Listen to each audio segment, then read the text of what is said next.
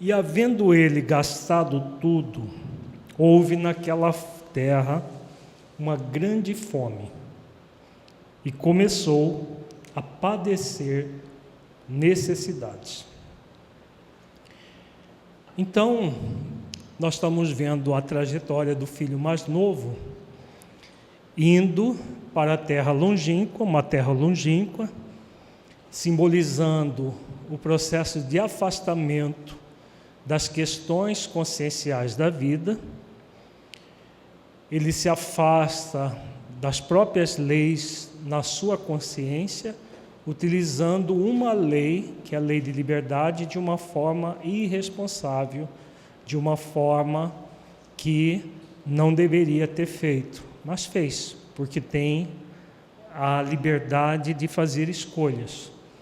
Mas todas as vezes que nós fizermos escolhas contrárias aos nossos interesses enquanto ser essencial, nós vamos dissolver os bens divinos, nós vamos dissolver a nossa saúde, nós vamos dissolver a oportunidade do tempo reencarnatório, nós vamos utilizar dos recursos de uma forma perdulária, de uma forma equivocada, e claro, toda ação em que nós, de alguma maneira, perdemos as oportunidades que a vida nos oferece, vai gerar uma consequência. Então, toda ação equivocada que o espírito pode, pela lei de liberdade, escolher, ele também é responsável por essa escolha, e essa escolha vai trazer consequências. Então, a partir daqui, Jesus fala exatamente das consequências dos atos do filho mais novo. Quando ele faz a escolha de desperdiçar a herança do pai, vivendo dissolutamente. Ao perder tudo, Jesus coloca que ele, naquela terra, houve naquela terra uma grande fome. Que fome é essa? É uma fome muito profunda, a maior fome que um ser humano pode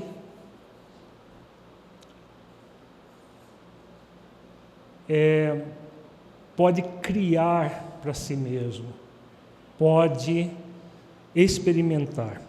Que fome é essa? A fome das leis divinas tem a ver com as leis divinas e tem a ver com o amor, mas é um processo.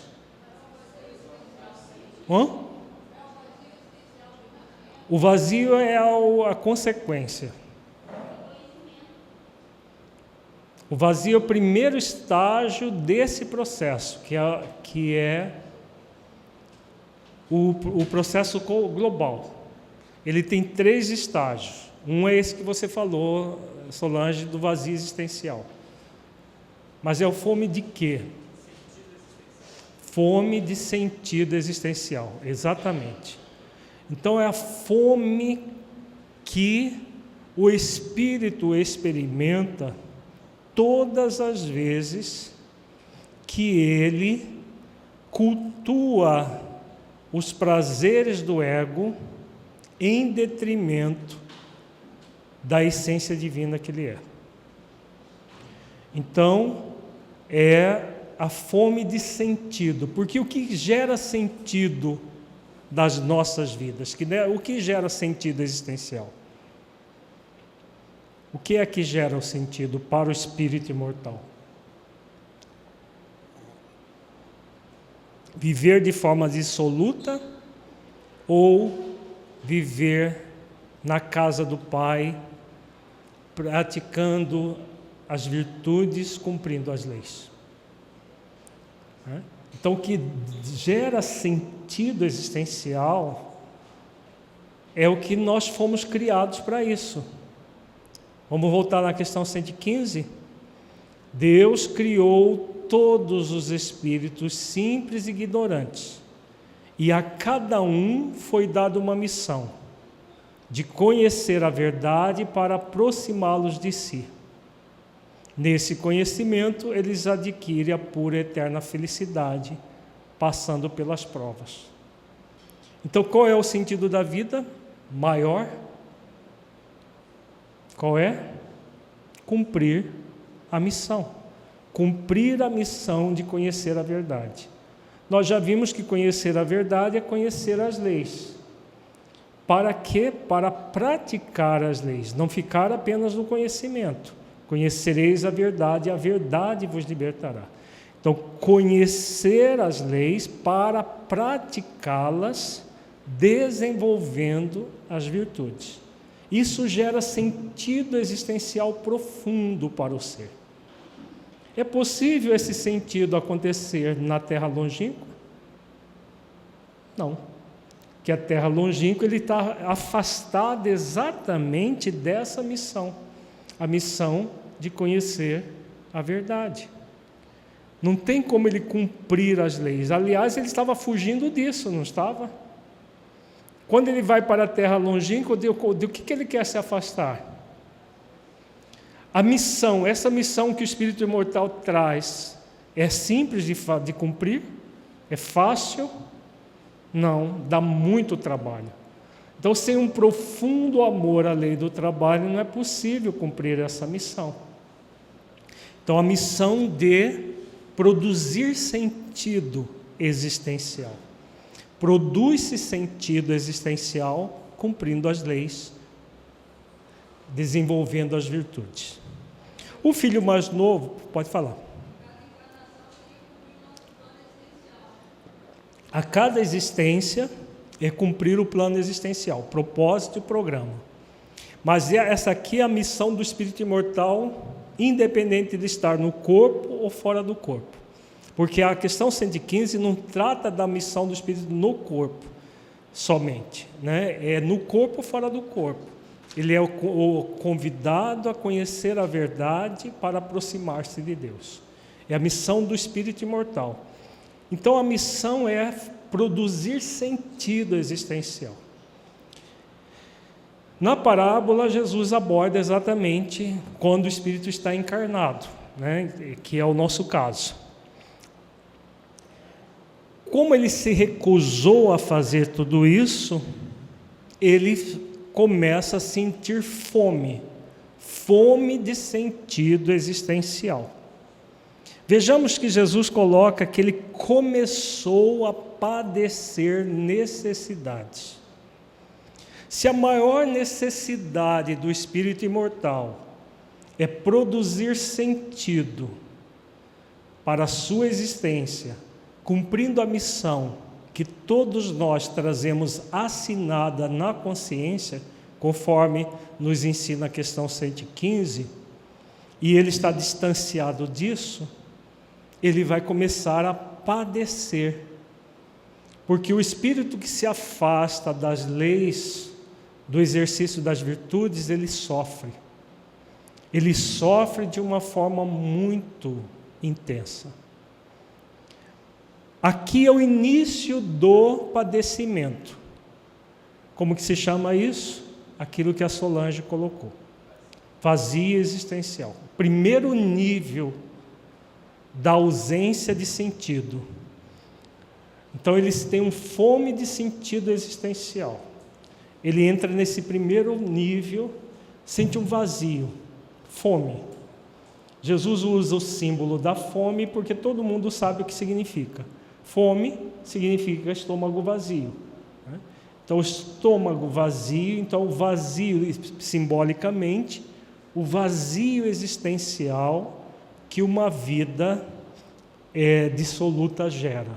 Todas as vezes que nós buscarmos o prazer puramente sensual, sem nos ocuparmos dos deveres conscienciais, nós vamos sofrer esse vazio.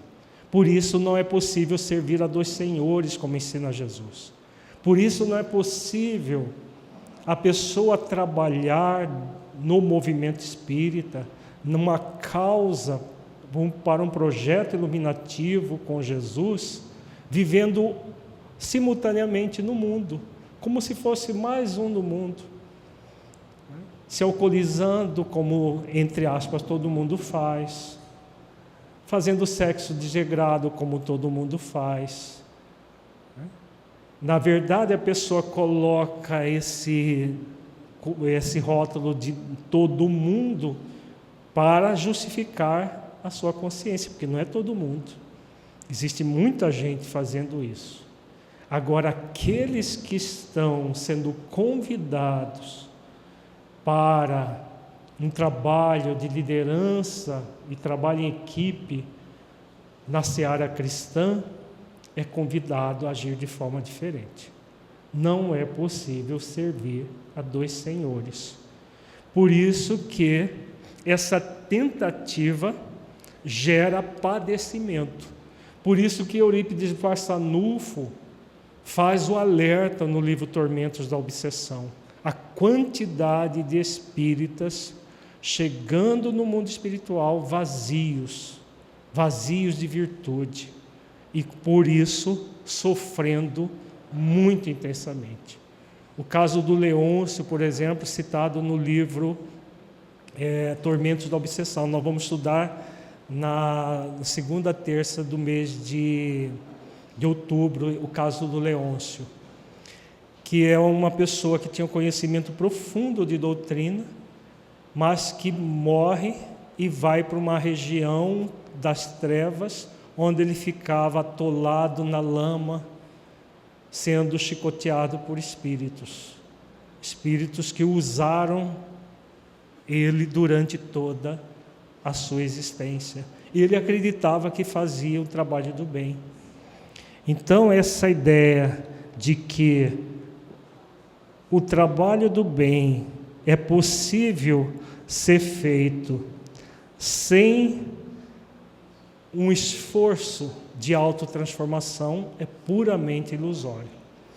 Se a pessoa não começar a padecer necessidades ainda encarnada, ela vai padecer essas necessidades depois de desencarnada.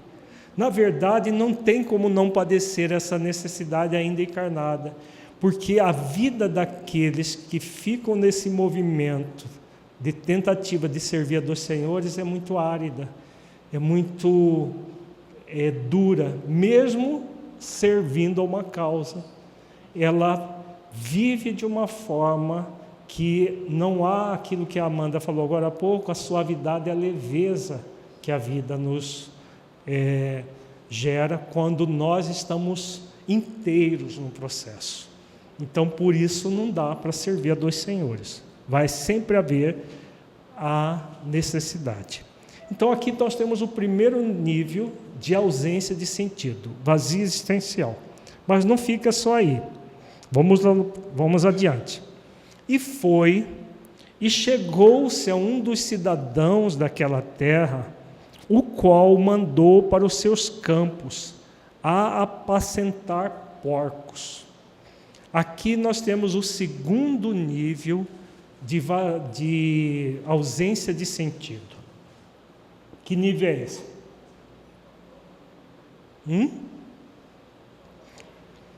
Abandono. Por quê? Quem falou abandono?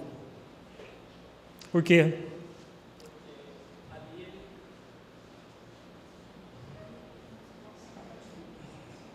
Não vale decorar as parábolas e depois não saber por quê.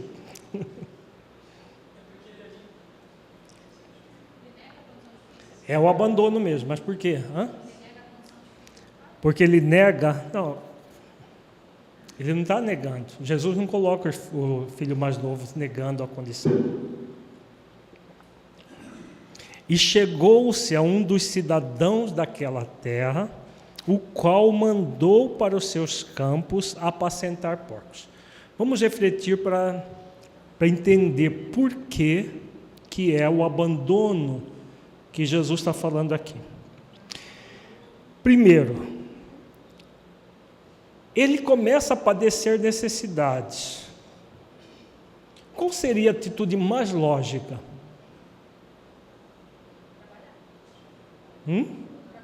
Trabalhar. Voltar para a casa do pai. Ele estava numa terra longínqua, começa a passar fome. A atitude mais lógica não seria voltar para a casa do pai? Sim. Ele sabia que na casa do pai havia abundância, mas só mais tarde que ele cai em si e percebe isso. Aqui, ele está tentando resolver um problema. De que forma? Que é muito próprio do ego evidente, de maneira superficial. Então aqui nós temos a palavra campos, que Jesus utiliza em várias parábolas essa palavra para designar um processo de superficialidade. E aí um dos cidadãos daquela terra, ele está na terra longínqua. Como que eram os cidadãos da terra longínqua? Os habitantes dessa terra longínqua estavam longe da casa do pai, não é? Eram pessoas que viviam de forma dissoluta. Então era um cidadão bem intencionado? Não. Só que esse cidadão daquela terra não é uma pessoa, é um movimento psíquico-emocional. Então, um movimento de superficialidade para tentar apacentar porcos. O que significa apacentar porcos? Apacentar é cuidar. Porcos aqui no nível consciencial simboliza algo muito profundo, não é o bicho. O que seriam os porcos? Que é? Não entendi. O ego tem a ver com ego. Quando ele está padecendo necessidade, que necessidade era essa? Eram necessidades emocionais, espirituais, não eram? Não era apenas necessidade, porque Jesus utiliza o símbolo da fome, mas ele está falando aqui de algo muito mais profundo que a fome fisiológica, que a ausência de recurso material. São questões profundas do espírito, que o espírito cria para si mesmo. Qual é o processo mais profundo que o espírito cria para ele mesmo? Quando ele faz a escolha de não cumprir as leis divinas e desenvolver as virtudes que o conectam com as leis. Qual é o grande problema que o espírito cria? Qual é o grande objetivo do espírito? Nós já vimos. Conhecer a verdade para que a verdade o liberte. Conhecer a verdade para que ele se aproxime de Deus. É a missão do espírito imortal. Quando ele se recusa a fazer isso, o que ele está criando para ele mesmo? Vejamos, quando nós falamos em propósito existencial do espírito imortal, conhecer a verdade, que é o movimento de conhecer as leis, para cumprir essas leis desenvolvendo as virtudes. Propósito existencial que ele se afasta e não quer cumprir. O que gera para o espírito? Que significa que na parábola Jesus chama de apacentar porcos. Dor é genérico. Ele cria conflitos existenciais. Isso é tão importante que tem uma mentora chamada Joana de Anjos, conhece? Escreveu um livro dessa grossura, só sobre isso. Conflitos existenciais. O espírito cria conflitos existenciais. É possível resolver os conflitos existenciais na terra longínqua? Se na terra longínqua ele está afastado das leis e da prática das virtudes, como que vai ser possível resolver o conflito lá na terra longínqua? Dá para entender por que é o abandono? O cidadão daquela terra é o movimento do autoabandono. Ele, em vez de voltar para a casa do Pai, no primeiro padecimento, tenta resolver os seus conflitos de uma forma equivocada. Então ele tenta cuidar dos seus porcos interiores de uma forma equivocada, na terra longínqua ainda. Os porcos são os conflitos, são conflitos existenciais. Só se resolve conflitos existenciais de que forma? Só se resolve conflitos existenciais de que forma, gente? Cumprindo o propósito existencial, né? Cumprindo o plano existencial, o propósito e o programa. Só é assim que se dissolve os conflitos. Não é possível dissolver conflitos na terra longínqua. Então ele está na terra longínqua e vai para o campo apacentar porcos. Então o movimento do autoabandono, que esse movimento de tentar de uma forma superficial resolver os conflitos. O que vai acontecer com o vazio? Amplia. Não tem como não ampliar a ausência de sentido. Porque o autoabandono é esse cidadão que faz com que ele tente resolver os conflitos existenciais de uma forma superficial. Não vai ser possível. Por isso que não é possível servir a dois senhores. Está ficando claro a questão? Perguntas?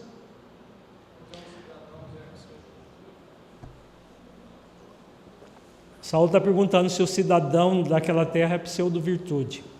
É? O que vocês acham? Esse é um processo de pseudo-virtude? Não, não é pseudo-virtude. É um aprofundamento no conflito. A fuga para o movimento de ausência de sentido existencial vai se aprofundando. Quando nós não resolvemos os problemas do nosso ego evidente, eles desaparecem?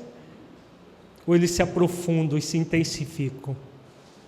Então, é uma intensificação de um processo, não é o mascaramento do processo. Tá? O mascaramento é próprio do filho mais velho.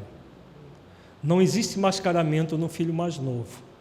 O filho mais novo ele vai aprofundando cada vez mais o movimento do ego evidente. Ele vai... É como se ele quisesse resolver um problema cavando um poço que ele vai se afundando nele. Tá? Vai se afundando cada vez mais nesse poço que ele próprio vai cavando e se afundando. Tá? Por que não é um movimento falso? É um movimento de realmente tentar resolver. Mas ele tenta resolver de uma forma egóica. Como que é isso na prática? Vamos trazer para a vida prática, para que nós possamos entender como funciona o mecanismo psicológico. Porque entendendo o mecanismo psicológico, nós conseguimos nos enxergar na parábola e praticar, se quisermos, né?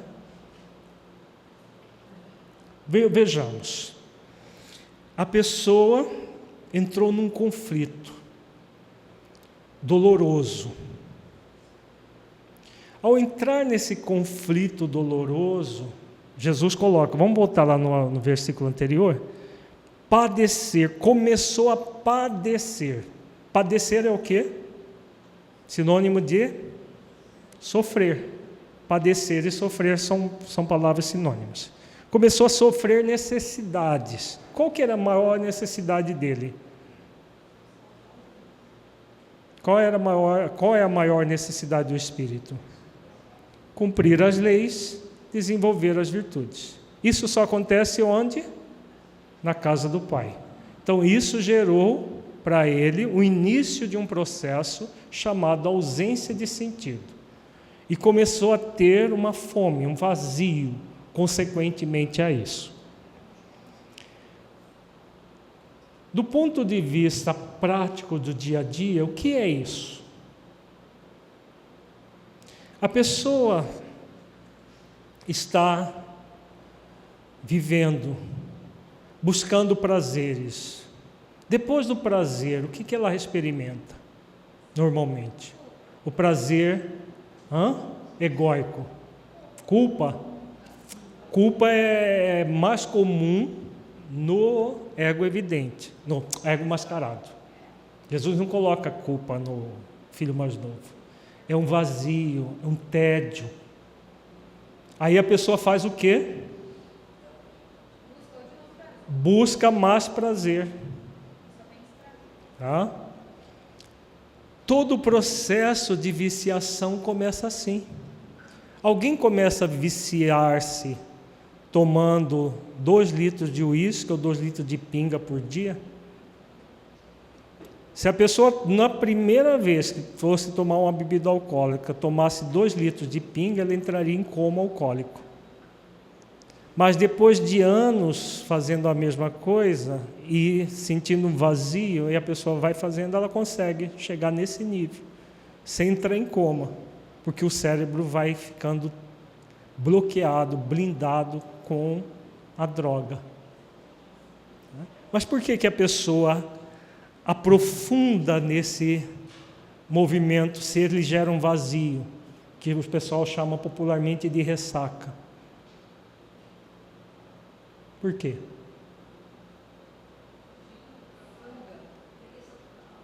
É a preguiça moral, né? Que a pessoa aprofunda no problema achando que vai resolver, que aquele vazio vai ser resolvido. Isso é válido para a droga, isso é válido para o sexo, isso é válido para todas as questões compulsivas do espírito. Ele acredita que fazendo mais e mais e mais, aquela sensação desagradável vai desaparecer. Tem a ver com a parábola ou não?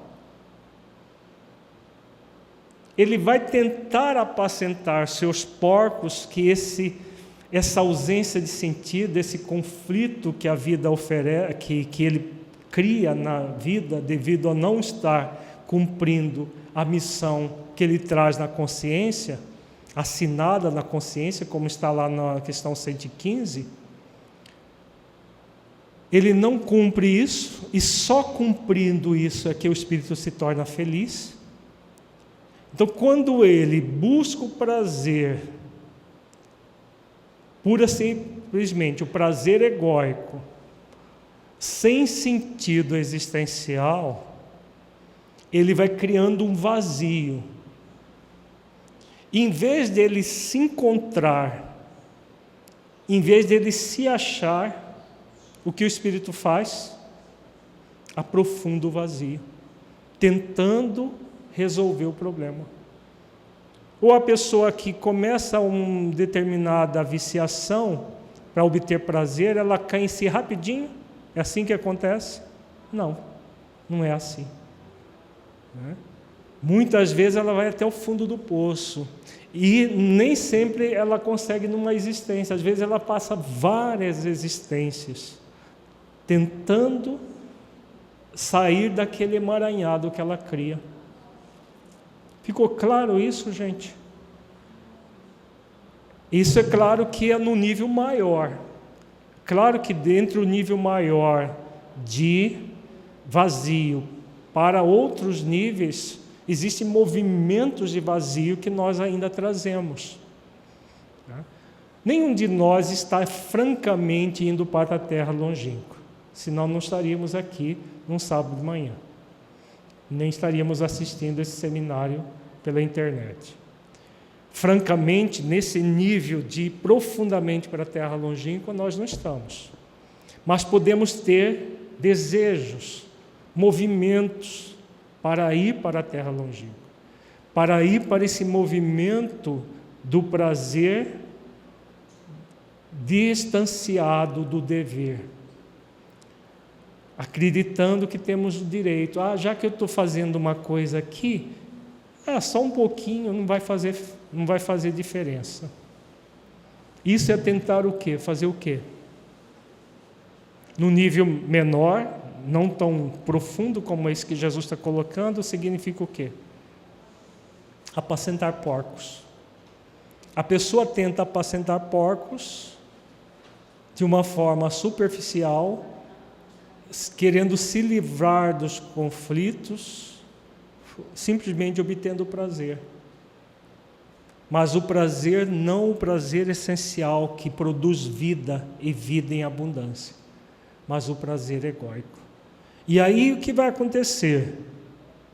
A fome diminui? Ou ela aumenta? Aumenta. Vamos ver o próximo. E desejava encher o seu estômago com as bolotas que os porcos comiam, e ninguém lhe dava nada. Aqui nós temos o terceiro nível mais profundo da ausência de sentido existencial. O que seria esse nível?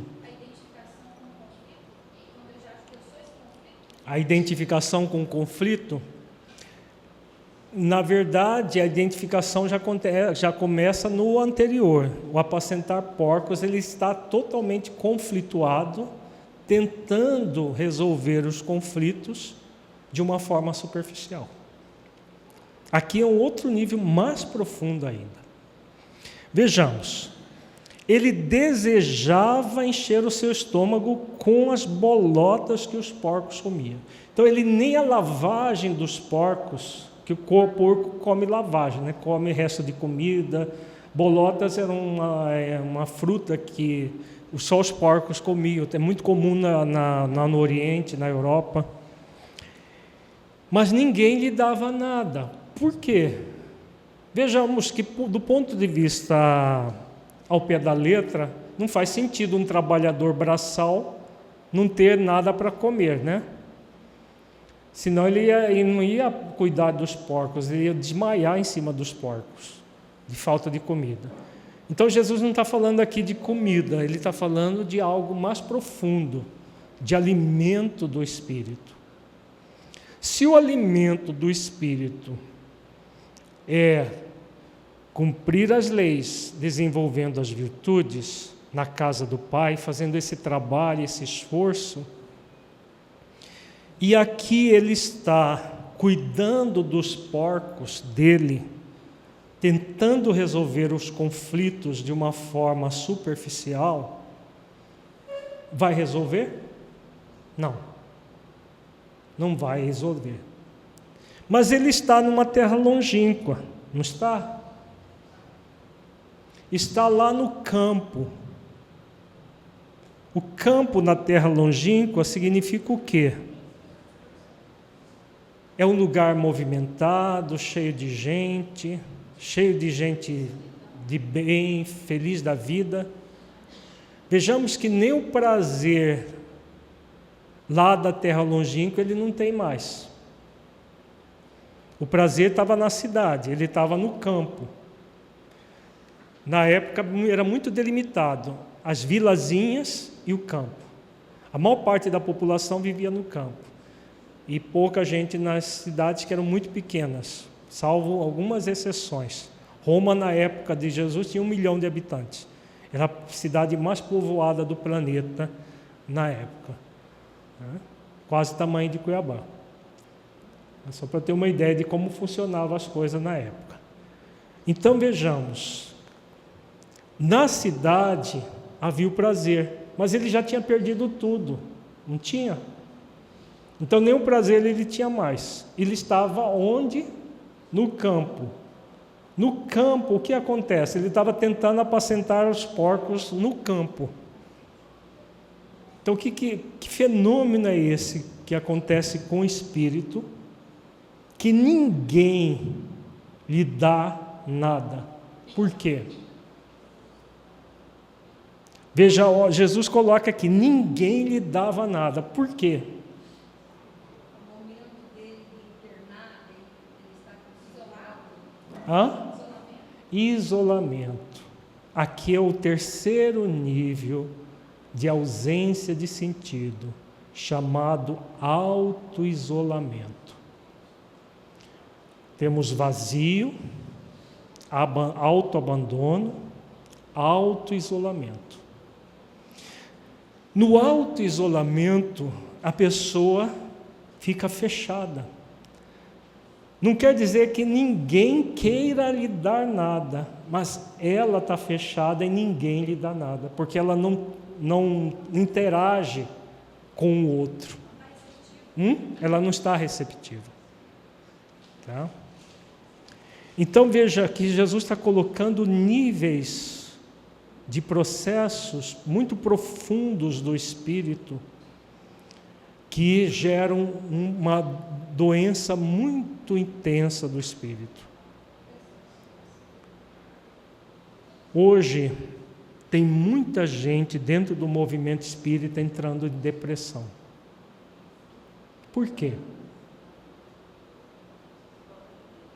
Se a doutrina espírita é a doutrina da vida em abundância, porque ela veio para reviver o Evangelho de Jesus em espírito e verdade, por que que muita gente dentro do movimento, que deveria estar numa comunhão plena com a doutrina, tem entrado em depressão? E não é depressãozinha, não. Às vezes depressões muito graves, desejo de suicídio, tentativa de suicídio.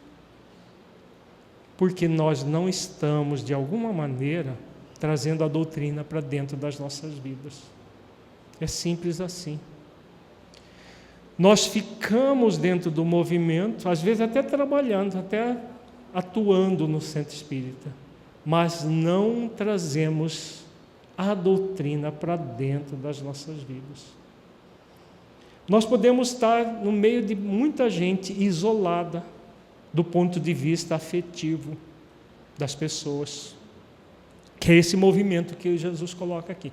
Jesus coloca aqui, claro, ele está colocando o máximo: vazio, abandono, isolamento, no nível máximo. Mas aquilo que nós falamos, entre o nível máximo e o nível menor, existem várias gradações. Não existem pessoas que muitas vezes entram, a gente vê muito isso, porque até por uma questão profissional, o tempo todo nós estamos observando uns e outros, nos auto-observando, e às vezes nós temos uma pessoa do seu lado, num processo de muita angústia, de muito sofrimento, fechada, isolada dentro dela mesma. Por quê? Você pergunta para a pessoa: fulano, tudo bem? Buscando uma interação. E a pessoa fala: tudo bem. Um tudo bem tão xoxo que não sai nem da boca dela sai o tudo bem, e tão xoxo. Que fenômeno é esse? Isolamento. Não é esse isolamento intenso, profundo do filho mais novo, nesse nível que ele chega, mas é um isolamento. Às vezes a pessoa daqui a pouco ela desperta e ela volta a interagir, mas a matriz está ali. Então as matrizes do vazio, as matrizes do abandono, as matrizes do isolamento existem em nós. Qual é o grande objetivo da vida, gente? Não é de trabalhar em função de superar tudo isso? Por que as matrizes disso tudo existem em nós hoje? Não é só porque nós estamos aqui para melhorar. Não, porque a dor te cultivando. Porque nós já fizemos muito isso, nós passamos existências inteiras fazendo isso. Cultuando o prazer em detrimento do dever. Várias existências. Aí várias existências padecendo necessidades, sofrendo intensamente. Existências inteiras jogadas fora em suicídios tenebrosos. Que entramos em depressão, no isolamento profundo e achamos naquele momento que matando o corpo nós íamos matar a vida. Fizemos isso muitas vezes já. É natural que nós tragamos as matrizes aqui agora. Mas para quê? Para que nós demos vazão ou para que nós façamos esforços de superação? Esforços de superação. Um dos grandes objetivos de nós estarmos num centro espírita, numa federação espírita, no ambiente espírita, é nos auxiliarmos uns aos outros. Por isso que a liderança trabalha em equipe. Auxiliarmos uns aos outros nesse processo de crescimento em conjunto. E aí o que acontece com muitos? Se isola. Se isola no meio da multidão. Se abandona porque não busca trazer os conteúdos da mensagem de Jesus para dentro da própria vida. E aí aprofunda o vazio, mesmo estando numa situação como essa, que nós estamos sendo convidados a praticar. Faz sentido o que nós estamos falando ou eu estou falando coisa que não tem nada a ver?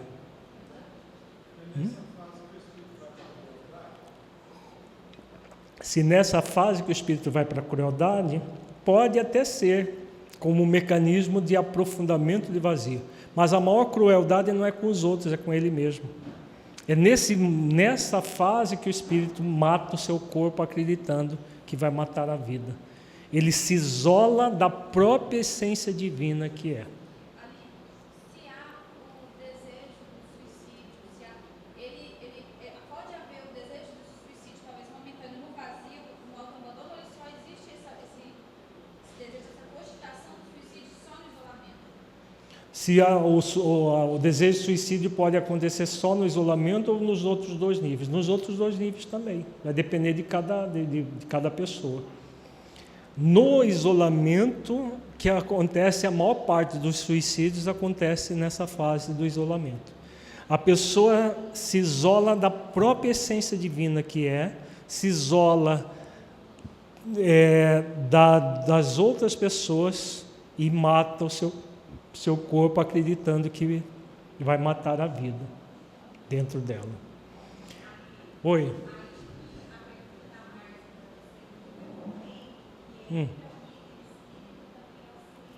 Eu não estou conseguindo ouvir, Silva. Fala um pouquinho mais alto.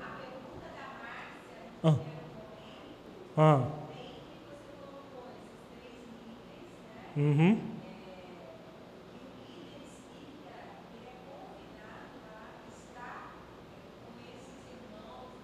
Uhum. Sim, a pergunta da Silva, se o líder espírita é convidado a observar esses movimentos nos outros e com ele também, sim. Esse é um grande objetivo do trabalho coletivo. Por que o trabalho de ordem de elevação espiritual não é feito individualmente somente? Porque nós evoluímos em comunidade, em sociedade. Existe uma lei divina, que é a lei de sociedade. Está lá claro no Livro dos Espíritos, um capítulo inteiro sobre a lei de sociedade.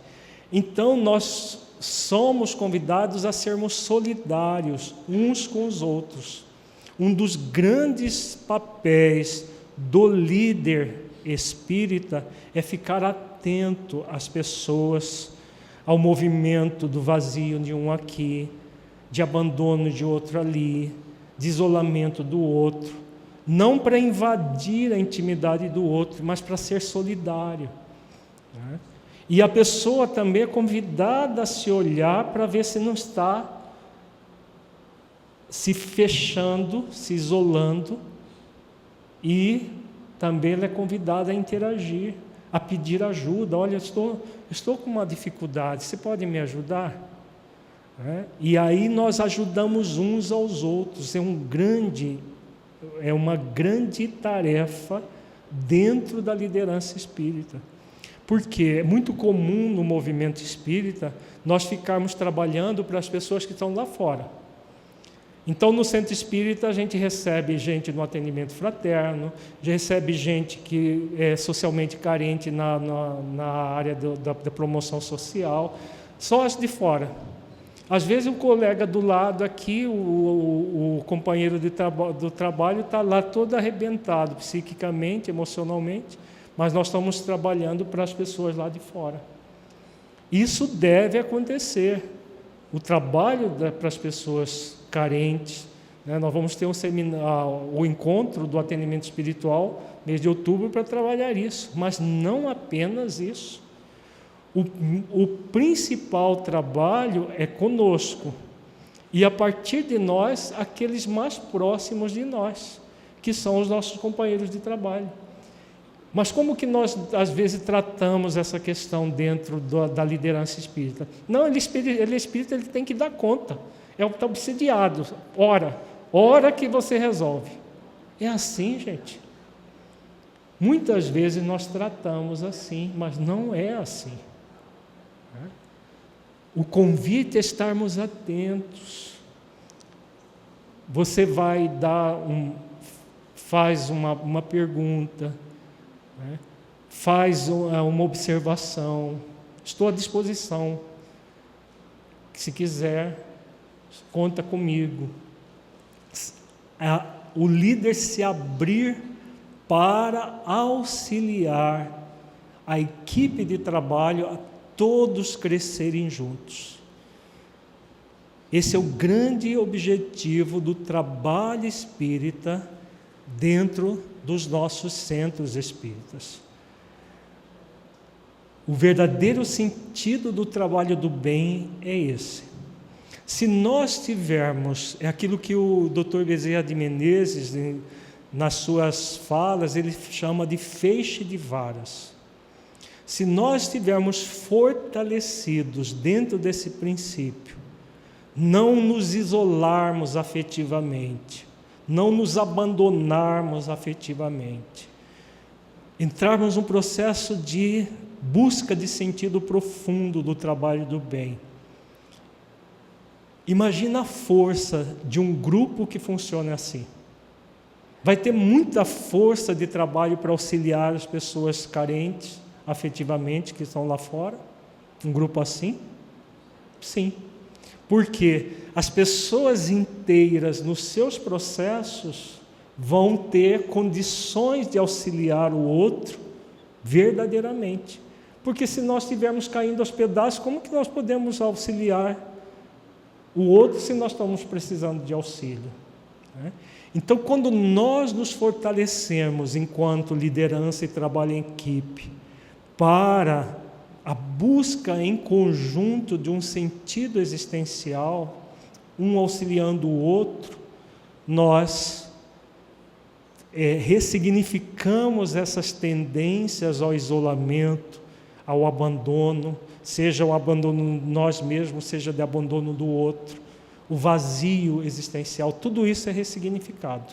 Tem pergunta? A Tânia, lá da Suíça, está perguntando se, nesse momento do abandono e do isolamento, e do primeiro...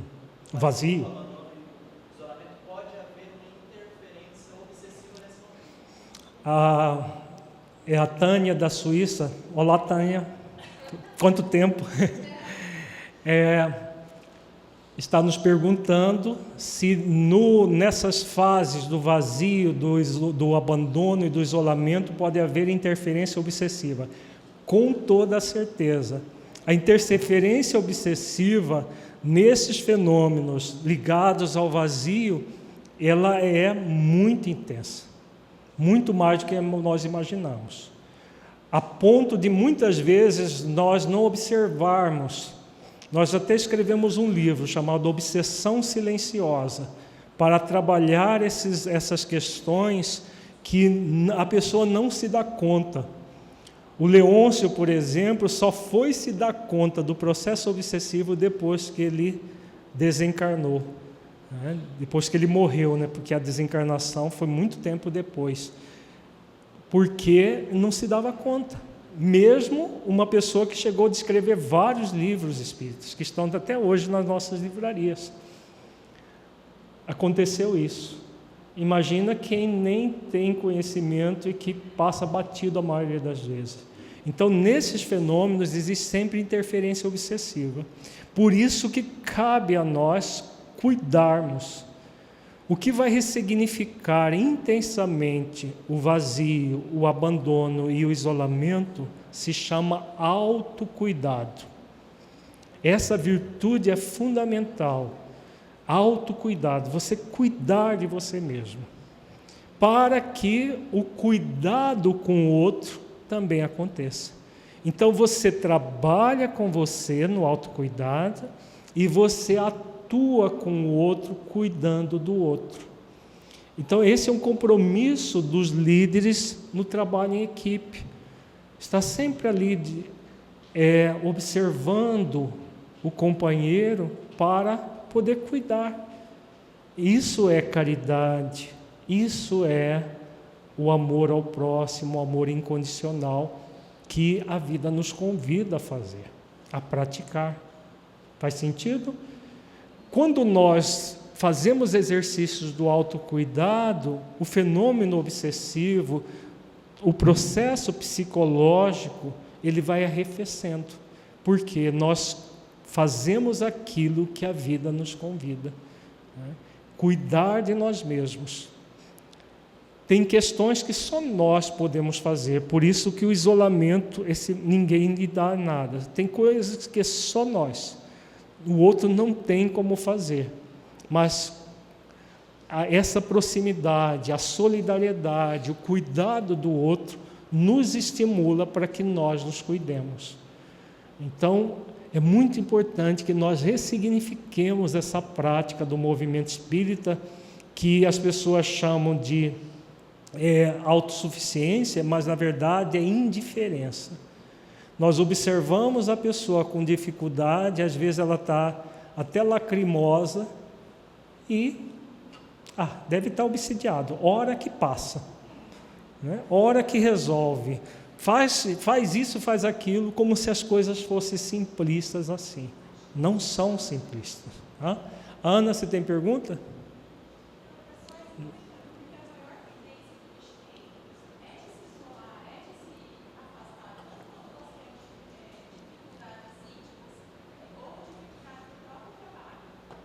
Uhum.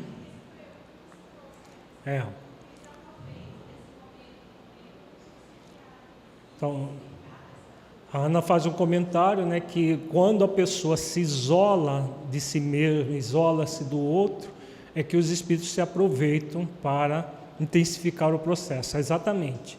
Quanto mais isolamento, inclusive Kardec aborda isso em O Livro dos Médiuns. O médium obsidiado, ele tenta se isolar, principalmente na fascinação. Ele tenta se isolar de outros que poderiam lhe abrir os olhos. Kardec fala isso. Isso serve para o médium e serve para qualquer trabalhador. Então, se nós estivermos no trabalho, estamos no trabalho do bem, vamos auxiliar uns aos outros nesse processo psicológico, para jamais ficar nesse movimento de isolamento, porque isso é muito grave mesmo, né? Muitas vezes nós ficamos sabendo que uma pessoa teve problema depois que ela já se suicidou. Isso está acontecendo muito. Familiares de espíritas que se surpreendem com familiares suicidando depois que o ato já foi consumado. Por quê? Porque nós ficamos muitas vezes isolados afetivamente, apesar de estar junto fisicamente. Então, isso na nossa família, nós devemos estar atentos a isso.